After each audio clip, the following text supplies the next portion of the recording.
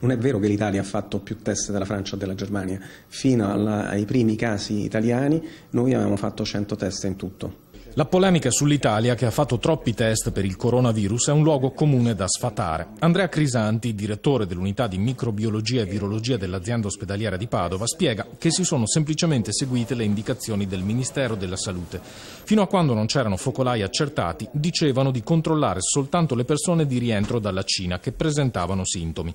Da quando invece si sono scoperti i primi focolai, le regole sono cambiate e in Veneto in 5 giorni i test sono lievitati a 5.000. Controllate tutte le persone con sintomi, i loro parenti e chi è transitato dalle zone di focolaio.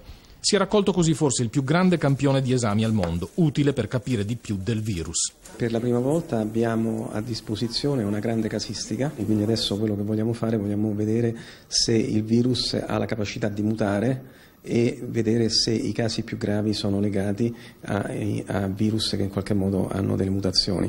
Secondo lei c'è troppo allarmismo intorno a questo coronavirus? La verità è che non va sottovalutato. Il virus entra in una nicchia ecologica sterminata, che siamo noi, la popolazione, che non ha nessuna difesa.